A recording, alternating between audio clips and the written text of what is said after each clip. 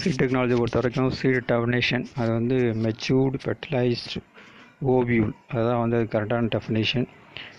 அதே மாதிரி ஓவியூலேருந்து டெவலப் ஆகக்கூடிய ஃப்ரூட்ஸு ஓவரிலேருந்து டெவலப் ஆகக்கூடியது வந்து ஃப்ரூட்ஸு, ஓவியூலேருந்து வரக்கூடிய சீட்ஸு, ஓவியூலேருந்து வந்து எம்ப்ரியோ சாக் வந்து டெவலப் ஆகும். அந்த எம்ப்ரியோ சாக்கில் இருக்கக்கூடிய எக்ஸேல் வந்து ஒரு மேல் நியூக்ளியோட கம்பைன் ஆகி நமக்கு வந்து ஜைகோட்டும் லேட்டராக அது வந்து எம்ப்ரியோவும் டெவலப் ஆகும். அப்புறம் இன்னொரு மேல் நியூக்ளியை எம்ப்ரியோ சாக்கில் இருக்கக்கூடிய 2 போலார் நியூக்ளியோட கம்பைன் ஆகி ட்ரிபிள் ஃபியூஷன் அப்படிங்கிற ப்ராசஸ் மூலமாக எண்டோஸ்பம் வந்து டெவலப் ஆகும். இதுதான் வந்து சீட் டெவலப்மெண்ட்டை பொறுத்த வரைக்கும் இன்ஷார்ட்டு. அதுக்கப்புறம் சீடுக்கு குவாலிட்டி பேராமீட்டர்ஸ் உண்டு. ஸோ அந்த குவாலிட்டி பேராமீட்டர்ஸ் வந்து மெயின்டைன் பண்ணணும். என்னென்ன மெயினான குவாலிட்டி அப்படின்னாக்க 2 பியூரிட்டி ரொம்ப முக்கியம், physical purity and genetic purity. Genetic பியூரிட்டிங்கிறது 2 டைப்பு, ஃபிசிக்கல் பியூரிட்டிங்கிறது யூனிஃபார்ம் சைஸ், ஷேப், கலர் அது மாதிரி.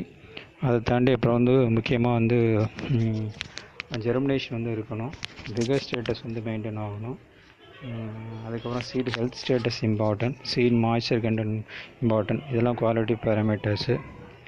ஜெனட்டிக் பியூரிட்டியை பொறுத்த வரைக்கும் சீட்ஸில் வந்து டிஃப்ரெண்ட் கிளாஸ் ஆஃப் சீட்ஸ் இருக்குது.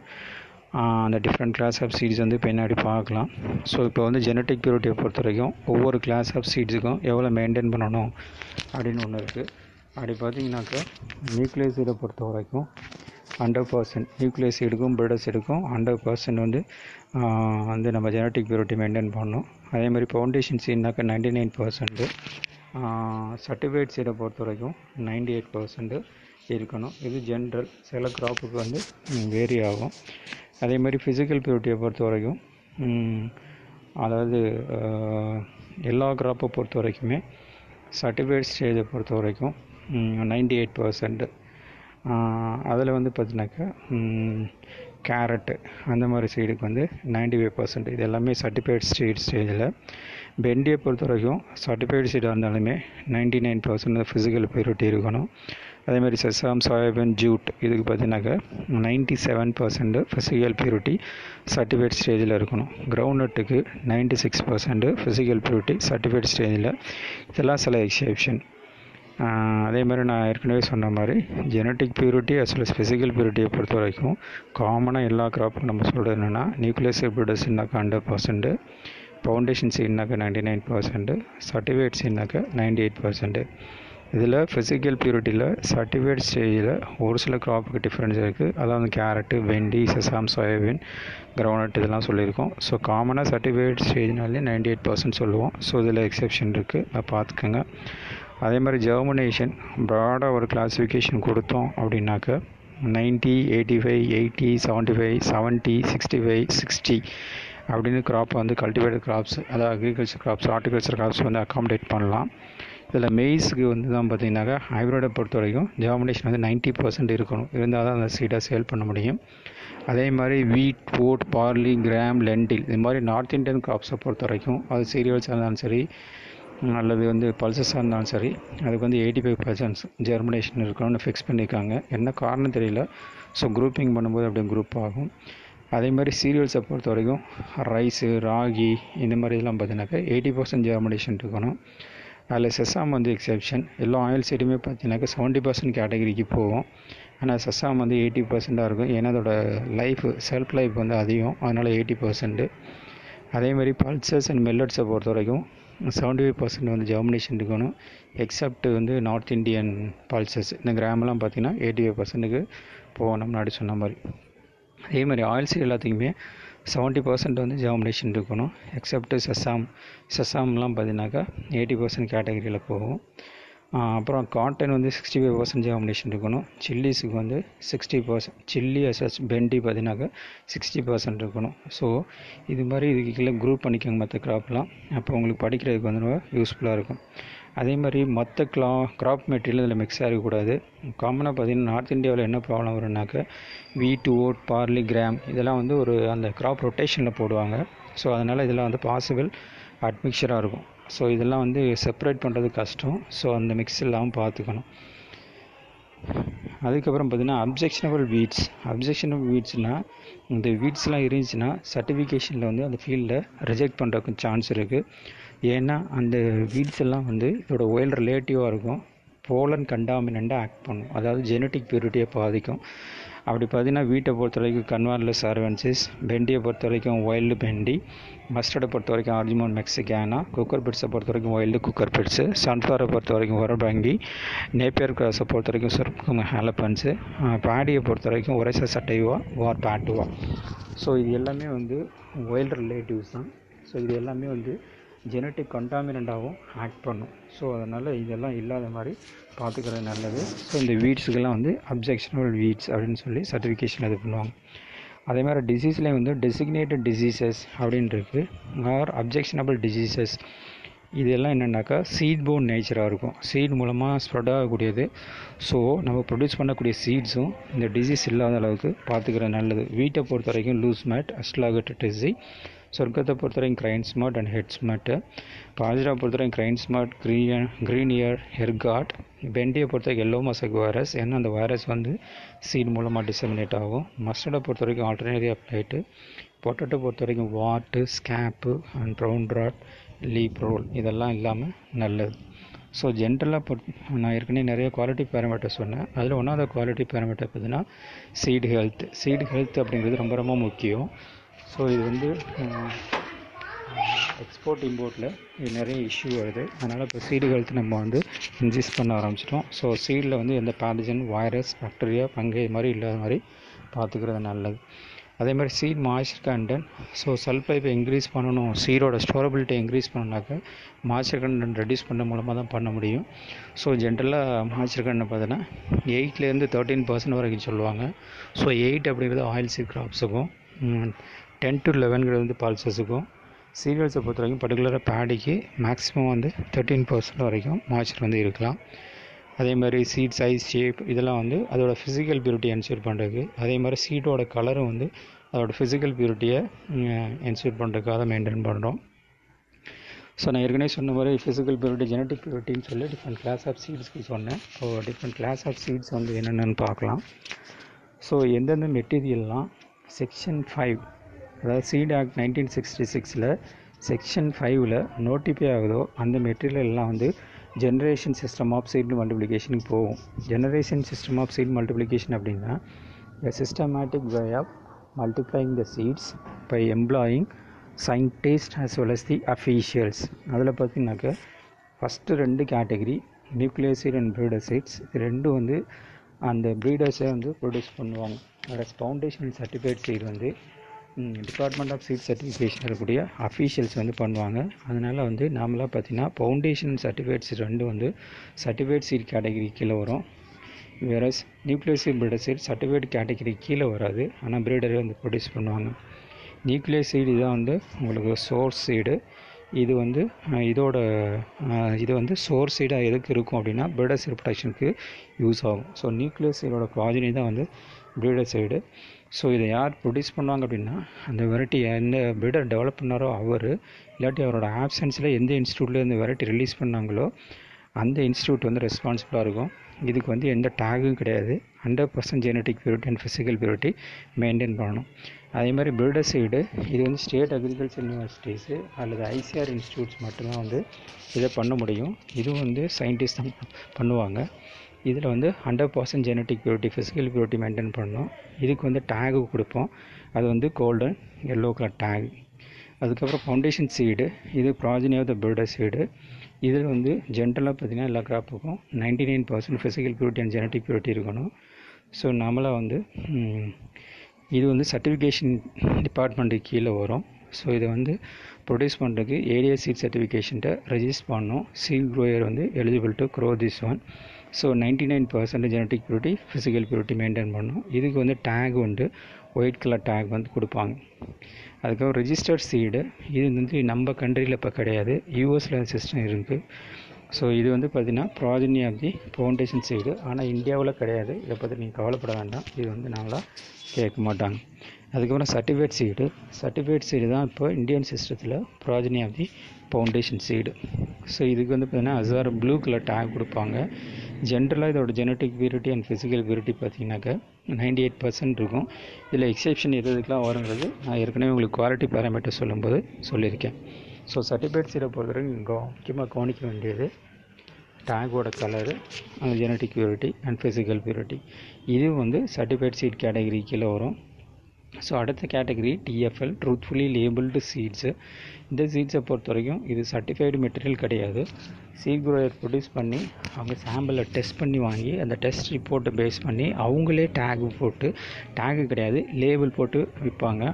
ஸோ இதில் வந்து ஜெனட்டிக் பியூரிட்டி எல்லாம் செக் பண்ண மாட்டாங்க. மாய்ச்சர் கண்டென்ட்டும் ஃபிசிக்கல் பியூரிட்டி ஜெர்மினேஷன் மட்டும் தான் செக் பண்ணி கொடுப்பாங்க. ஸோ இந்த சார்ட் இருக்கும். இந்த சார்ட்டில் வந்து ஒவ்வொரு கிளாஸ் ஆஃப் சீட்ஸையும் யார் யார் ப்ரொடியூஸ் பண்ணுறாங்க, அதில் வந்து என்ன கலர் டேக் இருக்குது அப்படிங்கிற டீட்டெயில் கொடுத்துருக்கோம். ஸோ இதை பார்த்துக்கிட்டிங்கன்னா உங்களுக்கு யூஸ்ஃபுல்லாக இருக்கும். கண்டிப்பாக டேகு கலர்லேருந்து ஒரு கொஸ்டின் நம்ம வந்து எதிர்பார்க்கலாம். அதுக்கப்புறம் என்னென்ன ஸ்டெப்ஸு வெரைட்டி ரிலீஸ் பண்ணணும், இல்லை ஒரு ஹைப்ரிட் ரிலீஸ் பண்ணணுன்னாக்க அதுக்கு என்ன மாதிரி ட்ரையல்லாம் கண்டக்ட் பண்ணுவோம் அப்படிங்கிற டீட்டெயில் இருக்குது. மோஸ்ட்லி இதில் வந்து ஒவ்வொரு ட்ரையலோட டீட்டெயில்ஸ் கேட்க மாட்டாங்க. அதோட ஷார்ட் ஃபார்ம் கொடுத்துட்டு ஃபுல் ஃபார்ம் கேட்பாங்க. அந்த ஆங்கிளில் மெயினாக பார்த்துக்கோங்க. RYT அப்படின்னாக்கா row yield trial, RRYT replicated row yield trial, அந்த மாதிரி கேட்பாங்க. PYTனா ப்ரிலிமினரி ஈல்டு ட்ரையல். இது நாமளாக அந்த ப்ரீடரே பண்ணுவார். அவர் எங்கே ஒர்க் பண்ணுறாரோ அந்த ஸ்டேஷன்லேயே பண்ணுவார். அதுக்கப்புறம் comparative yield trial. Comparative yield ட்ரையல்னால் எந்த வெரைட்டிக்கு ரீப்ளேஸ் பண்ணுறதுக்கு அந்த வெரைட்டி கண்டுபிடிச்சிட்டாங்களோ அந்த வெரைட்டியோட கம்பேர் பண்ணி பண்ணுவாங்க. MLT multi location trial. இது நாமளாக பார்த்தீங்கன்னாக்கா ஆல் இண்டியா லெவலில் AICRIP, all India coordinated crop improvement projects அப்படின்னு ஒவ்வொரு க்ராப்புக்கும் ஒவ்வொரு வருஷம் நடக்கும். அதில் ப்ரப்போஸ் பண்ணி அந்த ப்ரப்போஸில் பேஸ் பண்ணி ஒரு வெரைட்டியை வந்து வேறு வேறு லொக்கேஷனில் வந்து டெஸ்ட் பண்ணுவாங்க. அதான் மல்டி லொக்கேஷன் ட்ரையல். அதுக்கப்புறம் அடாப்டிவ் ரிசர்ச் ட்ரையல். எந்த வெரைட்டி எங்கே சூட்டபுளாக இருக்குது அப்படிங்கிறத கண்டுபிடிக்கிறதுக்காக நடத்தக்கூடியது. இது டிபார்ட்மெண்ட் ஆஃப் அக்ரிகல்ச்சர் ஸ்டாஃப்ஸோட சேர்ந்து பண்ணுவாங்க. அதுக்கப்புறம் இதோட பர்ஃபார்மன்ஸை பேஸ் பண்ணி வெரைட்டி ரிலீஸ் ப்ரப்போசல் வந்து கொடுக்கணும். அதுக்கப்புறம் state variety release committee, central variety release கமிட்டின்னு ஒன்று இருக்குது. ஸோ வெரைட்டி ரிலீஸ் கமிட்டியை பொறுத்த வரைக்கும் டிபார்ட்மெண்ட் ஆஃப் அக்ரிகல்ச்சர் யூனிவர்சிட்டிஸ் அந்த காம்பினேஷன் உங்களுக்கு வந்து இருக்குது. அது பார்த்துக்கோங்க. அதுக்கப்புறம் ரிலீஸ் ஆனதுக்கப்புறம் based on the popularity and டிமாண்டை பொறுத்து அந்த கன்சர்ன் ப்ரீடர் வந்து நோட்டிஃபிகேஷன் ப்ரொப்போசல் வந்து சென்ட்ரல் கவர்மெண்ட் கொடுக்கணும். So sub committee on crop variety release and notification அப்படின்னு சொல்லி சென்ட்ரலில் ஒரு கமிட்டி இருக்குது. அந்த கமிட்டி தான் வந்து அக்செப்ட் பண்ணி அதை வந்து நோட்டிஃபை பண்ணுவாங்க. நோட்டிஃபை பண்ணுறது செக்ஷன் 5 படி அரசு இதழில் வெளியிடுவாங்க, கவர்மெண்ட் கெஜெட்டில் ரிலீஸ் பண்ணுவாங்க. அப்படி நோட்டிஃபை ஆயிடுச்சு அப்படின்னா அந்த மெட்டீரியல் ப்ராப்பர்ட்டி ஆஃப் இந்தியா அப்படின்னு அர்த்தம். அந்த மெட்டீரியல் மட்டும்தான் ஜெனரேஷன் சிஸ்டம் ஆஃப் சீட் மல்டிஃபிகேஷனில் போக முடியும். எந்த வெரைட்டியெல்லாம் வந்து எந்த வெரைட்டியோ இல்லை ஹைப்ரிடோ நோட்டிஃபை ஆகலை அப்படின்னா அதில் வந்து டிஎஃப்எல் மட்டும்தான் ப்ரொடியூஸ் பண்ண முடியும். நோட்டிஃபை ஆனது மட்டும்தான் nucleus seed, breeder seed, foundation seed, certified seed plus டிஎஃப்எல்லும் ப்ரொடியூஸ் பண்ணலாம். இதுதான் வந்து மெயின் டிஃப்ரென்ஸு. அதுக்கப்புறம் வந்து ஒரு சீட் ப்ரொடக்ஷன் அப்படின்னா அதில் என்னென்ன அப்படின்னாக்க மெயினாக வந்து கரெக்ட் ஜென்ரேஷன், எந்த ஜென்ரேஷன் ப்ரொடியூஸ் பண்ண போகிறோம் அப்படின்னு பார்க்கணும். சோர்ஸ் சீடு ஆத்தென்டிகேட்டட் சீட்ஸாக வாங்கணும். ஐசோலேஷன் டிஸ்டன்ஸ் அப்படின்னு மெயின்டைன் பண்ணணும். ஐசோலேஷன்னாக்க art of keeping the seed crop away from possible contaminant. அதாவது அதர் வெரைட்டிலேருந்து இப்போ பேடி போடுறீங்க அப்படின்னாக்க பேடியில் ஐடபிள்யூ பொன்னி போடுறீங்கனாக்க அதை வந்து வேறு வெரைட்டிலேருந்து பேடியிலேருந்து வேறு வெரைட்டிலேருந்து ஐசோலேட் பண்ணுறதுக்கு பேர் தான் வந்து ஐசோலேஷன் அப்படின்னு பேர். அதுக்கப்புறம் ரொட்டீனாக நார்மல் கல்ச்சரல் ப்ராக்டிஸ் தான் ஃபாலோ பண்ணுவோம். ஸ்பேஸிங் நம்ம சீட் கிராஃப்ட் அந்த மாதிரி அட்ஜஸ்ட் பண்ணிக்கணும். ரோயிங் ரொம்ப இம்பார்ட்டன்ட் ஆப்ரேஷன். ரோயிங்கிறது removal of the unwanted plants. Unwanted plants அப்படின்னா சீடை பொறுத்த வரைக்கும் ஆஃப் டைப்ஸ் அப்படின்னு சொல்லுவாங்க. ஆஃப் டைப்னாக்க other variety of the same crop. அதுக்கப்புறம் அப்ஜெக்ஷனபிள் வீட் பிளான்ஸ், அதுவும் வந்து போலன் கண்டாமினன்ட் தான். ஸோ அதையும் நீக்கணும். அப்புறம் அப்ஜெக்ஷனபிள் டிசீஸ் அஃபெக்டட் பிளான்ஸ், அந்த பிளான்ஸையும் வந்து ரிமூவ் பண்ணணும். ஸோ ரோயிங் அப்படிங்கிறது removal of the unwanted plants. Unwanted means with reference to seed crop. அதுக்கப்புறம் த்ரெஷிங், போஸ்ட் ஹார்வெஸ்ட் ஆப்ரேஷன்ஸ், அது மாதிரி நிறைய வந்து இருக்குது. ஸோ இதை பொறுத்த வரைக்கும் உங்களுக்கு வந்து ஐசோலேஷன் டிஸ்டன்ஸு ஒவ்வொரு கிராப்புக்கும் டேபிள் ஃபார்மேட்டில் குரூப்பிங் பண்ணியிருக்கோம். ஸோ ஜென்ரல் தம்ப் ரூல் என்ன அப்படின்னாக்க செல்ஃப் பாலினேட்டட் கிராப் அப்படின்னா ஐசோலேஷன் டிஸ்டன்ஸ் கம்மி. கிராஸ் பாலினேட்டட் கிராப்னாக்க ஐசோலேஷன் டிஸ்டன்ஸ் அதிகம். ஆஃப்னாக்க 2க்கு இடப்பட்டதாக இருக்கும். நார்மலாக பார்த்தீங்கன்னா செல்ஃபாலினேட்டட் கிராப்னாக்கா 3 மீட்டர் அந்த ரேஞ்சில் இருக்கும். சில கிராப்பில் 10 மீட்டர் 5 மீட்டர் அதாவது பல்சஸ்ஸு அந்த மாதிரி இருக்கும். ஸோ இதே வந்து கிராஸ் பாலினேட்டட் கிராப்ஸ் அப்படின்னாக்கா வெரைட்டியை பொறுத்த வரைக்கும் 400 மீட்டர் 200 மீட்டர் அது மாதிரி இருக்கும். இதே ஆஃபன் கிராஸ் பாலினேட்டட்னா சில கிராப்பில் 2 கிராம் அந்த மாதிரி கிராப்லாம் பார்த்தீங்கன்னாக்கா 300 150 அப்படின்னு இருக்கும். சொர்க்கம் வந்து ஆஃபன் கிராஸ் பாலினேட்டட் தான்.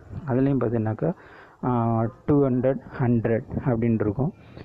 அதே மாதிரி நம்ம பிரிஞ்சால் அதுவும் வந்து ஆஃபன் கிராஸ் பாலினேட்டட் தான். அது வந்து 200 100 தான் இருக்கும். ஆனால் வந்து பென்டி அப்படிங்கிறது பார்த்தீங்கன்னாக்கா ஆஃபன் கிராஸ் பாலினேட்டட் கேட்டகிரிக்கு கீழே தான் வரும். இருந்தாலும் அதை நம்ம வந்து கிராஸ் பாலினேட்டட் கிராப் மாதிரி ட்ரீட் பண்ணி 400 and 200 மெயின்டைன் பண்ணணும். ஏன்னா அதில் தான் நிறைய வைரல் டிசீஸ் அதிகம். ஸோ அதை கண்ட்ரோல் பண்ணுறதுக்காக அதை மெயின்டைன் பண்ணணும். ஸோ மீதி எல்லா கிராப்பும் நான் கொடுத்துருக்கோம், பார்த்துக்குங்க. ஸோ மெய்ஸை பொறுத்தவரைக்கும் ஹைலி கிராஸ் பாலினேட்டட். ஏன்னா அதில் வந்து புரோட்டோ ஆண்ட்ரி மெக்கானிசம் ஆந்தர் வந்து முன்னாடியே மெச்சூர் ஆகிரும், கன்வர்ஷன் லேட்டாக தான் மெச்சூர் ஆகும். அதனால் கிராஸ் பாலினேஷன் தான் நடக்கும். அதனால் 400 and 200. அதே மாதிரி பாஜ்ரா அதுவும் கிராஸ் பாலினேட்டட் 400 and 200 தான் மெயின்டைன் பண்ணணும். ஸோ காட்டன் வந்து ஆஃபன் கிராஸ் பாலினேட்டட், அது வந்து 50 மீட்டர் 30 மீட்டர். சன்ஃப்ளவர் வந்து 400 and 200 அது கிராஸ் பாலினேட்டட். ஸோ இது மாதிரி ஒவ்வொரு கிராப்புக்கு இருக்குது. ஸோ இந்த டீட்டெயில் பார்த்துக்கோங்க. ஸோ இண்டிவிஜுவல் கிராப் பார்க்கல, இதை பற்றி வேணால் நான் வந்து அதிகமாக உங்களுக்கு சொல்கிறேன். அதுக்கப்புறம் சீட் சர்டிஃபிகேஷன் இதான் ரொம்ப முக்கியமான இது. ஸோ நம்ம சீட் ஆக்ட் 1966 படி பார்த்தீங்கன்னாக்கா சீட் சர்டிஃபிகேஷன் அப்படிங்கிறது வாலண்ட்ரி, ஆனால் லேபிளிங் வந்து கம்பல்சரி. இது வந்து அடிக்கடி கேட்கக்கூடிய கொஸ்டின், அதனால் நான் ரிப்பீட் பண்ணுறேன்.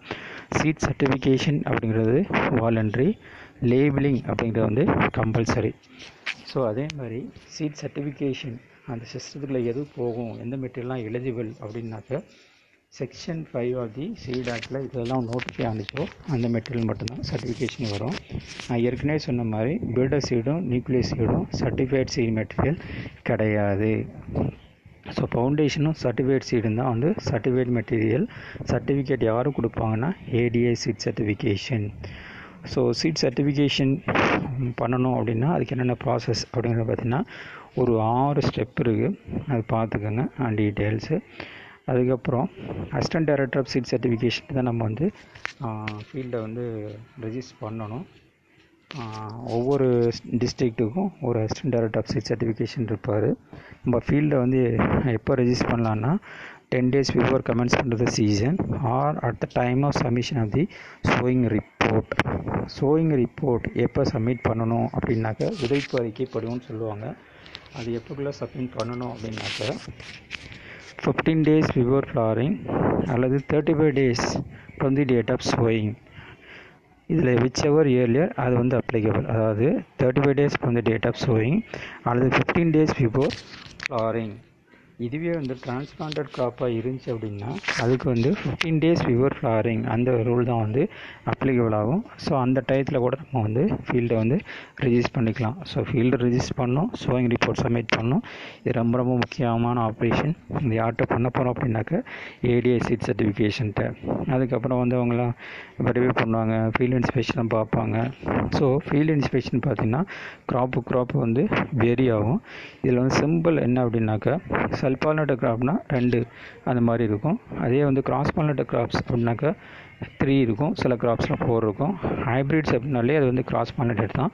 அது மோஸ்ட் ஆஃப் த கிராப்பில் 3 to 4 அந்த ரேஞ்சில் வந்து இருக்கும். ஸோ அந்த டீட்டெயில்ஸ் ஃபுல்லாக இதில் இருக்குது, இது பார்த்துக்கோங்க. அதுக்கப்புறம் பார்த்திங்கன்னா ஃபீல்டு ஸ்டாண்டர்ட் சீட் ஸ்டாண்டர்ட் அப்படின்றது. இந்த ஃபீல்டு ஸ்டாண்டர்ட் அப்படிங்கிறத யார் பார்ப்பாங்க அப்படின்னாக்க அந்த சீட் சர்டிஃபிகேஷன் ஆஃபீஸர் SCO அவர் தான் வந்து ஃபீல்ட் லெவலில் வந்து குவாலிட்டியை மெயின்டைன் பண்ணுறவர். அவர் வந்து இதை செக் பண்ணணும் அப்படின்னாக்கா off type percentage, inseparable other crop plant percentage, objectionable weed plants, designated diseases, pollen ஷெட்டர்ஸ்னாக்க நம்மளாம் வந்து ஹைப்ரிட்டில் தான் அந்த இஷ்யூ வரும். ஸோ போலன் ஷெட்டர்ஸ் அப்படின்னாக்கா presence of the B line இந்த ஏ லைன் அப்படின்னு டிக்ளேர் பண்ணிங்கனாலே அது வந்து மேல் ஸ்டெரைல் லைன். அதில் ஒரு பிளான்ட்டு போலன் ப்ரொடியூஸ் பண்ணுது அப்படின்னா அது வந்து கண்டிப்பாக ஏ லைன் மெட்டீரியலாக இருக்காது. அதுக்கு பேர் தான் போலன் ஷெட்டர்ஸ்னு பேர். ஸோ இது ஒவ்வொரு கிராப்பும் கொடுத்துருக்காங்க. இது அவ்வளோவா கேட்குறதில்ல, இருந்தாலும் இதையே ஒரு தடவை பார்த்து வச்சுக்கோங்க. இதுதான் ஃபீல்டு ஸ்டாண்டர்ட். ஸோ ஃபீல்டில் வந்து அவங்க ஸ்டாண்டர்ட் எடுக்கும்போது அந்த ஃபீல்டு வந்து அவங்க எதிர்பார்க்குற ஸ்டாண்டர்டுக்கு இல்லை அப்படின்னா அவர் என்ன பண்ணலாம் அப்படின்னா, சீட் சர்டிஃபிகேஷன் ஆஃபீஸர் என்ன பண்ணலாம் அப்படின்னா எல்எஃப்ஆர் கொடுக்கலாம். எல்எஃப்ஆர்னா லயபிள் ஃபார் ரிஜெக்ஷன். அந்த லயபிள் ஃபார் ரிஜெக்ஷன் யார் கொடுப்பாங்கன்னா சீட் சர்டிஃபிகேஷன் ஆஃபீஸர். அவர் என்ன பண்ணால் லயபிள் ஃபார் ரிஜெக்ஷன் கொடுத்துட்டாரு அப்படின்னா அதை வந்து வித்தின் 24 ஹவர்ஸில் deputy director of agriculture seed சர்டிஃபிகேஷனுக்கு இன்ஃபார்ம் பண்ணணும். அதுக்கப்புறம் அந்த சீட் ப்ரொடியூசர் ரீஅப்பீல் பண்ணாருன்னா ரீஇன்ஸ்பெக்ஷன் போகலாம். ஸோ இதில் இன்னொரு டெர்மினாலஜி இருக்குது. சப்போஸ் வந்து போட்டிருக்கிறது ஃபவுண்டேஷன் சீட் கிராப் போட்டிருக்காரு, ஃபவுண்டேஷன் சீட் கிராப்புக்குள்ளே ஸ்டாண்டர்ட் வந்து இல்லை. எக்ஸாம்பிள் ஃபவுண்டேஷன் சீட் கிராப்னா மேக்ஸிமம் பர்மிசபிள் ஆப்டைப் லிமிட் வந்து 0.01%. இதே வந்து சர்டிஃபிகேட் சீடாக இருந்தால் மேக்ஸிமம் பர்மிசபிள் லிமிட் வந்து 0.02%. அப்போ இன்ஸ்பெக்ஷன் எடுக்கிற ஃபீல்டில் வந்து 0.015% அப்படின்னா 0.01 தான் வந்து maximum permissible limit for foundation. ஆனால் இருக்கிறது 0.015 அப்படிங்கல இது ஃபவுண்டேஷனாக ட்ரீட் பண்ண முடியாது. ஆனால் ப்ரொடியூசர் வந்து அதை வந்து சர்டிஃபிகேட் சீடை கன்வெர்ட் பண்ணுற கொடுத்துக்கிறாருன்னா அதை எஸ்சிஓ பண்ணலாம். அந்த ப்ராசஸ்க்கு பேர் வந்து டவுன் கிரேடிங் அப்படின்னு பேர்.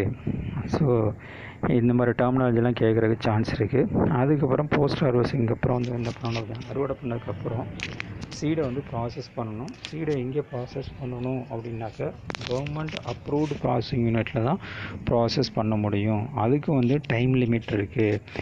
எக்ஸாம்பிள் ஹார்வெஸ்ட் பண்ணதுலேருந்து 2 months from the date of final inspection அதுக்குள்ளே வந்து ப்ராசஸிங் யூனிட்டுக்கு வந்துடணும். Processing and sampling should be done within 3 months from the date of entry in the processing unit except oil seed. oil seed பொறுத்த வரைக்கும் 2 monthsக்குள்ள வந்துடணும். Cotton கிராப்பை பொறுத்த வரைக்கும் chinning to be completed within 3 months and processing sampling should be completed within 5 months. இதான் வந்து ஜென்ரலோட time duration. இந்த time டூரேஷனுக்குள்ளே complete பண்ணி ஆகணும்.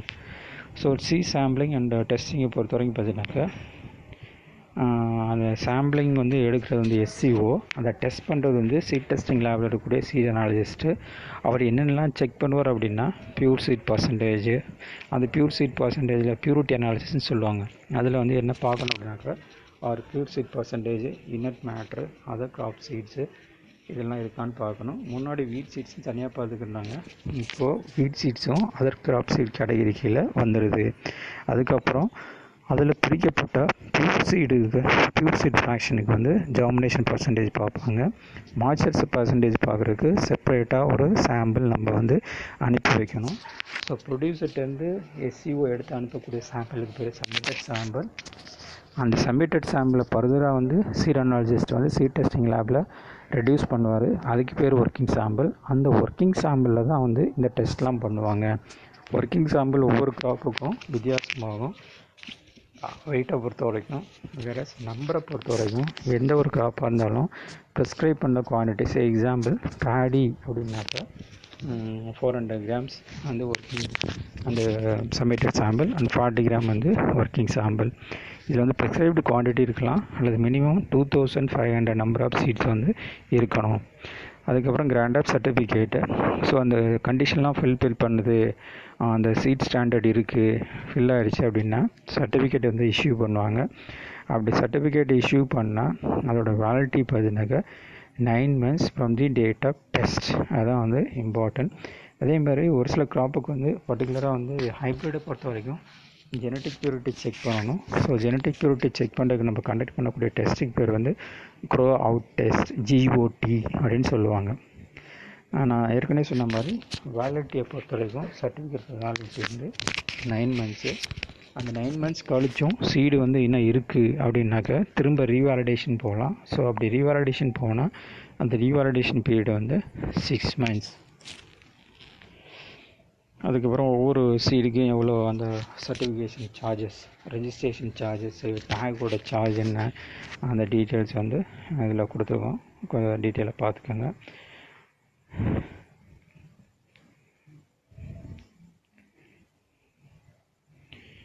இதுதான் வந்து ஒரு ஆஸ்பெக்ட். ஸோ இன்னும் உங்களுக்கு வந்து சீட் டெஸ்டிங் ஒன்று வரணும். அப்புறம் இண்டிவிஜுவல் கிராப்பை பொறுத்த வரைக்கும் சீட் ப்ரொடக்ஷன் அது பார்க்கணும். அது பார்த்தா சீட் சேஞ்ச் வந்து முடிஞ்சிடும்.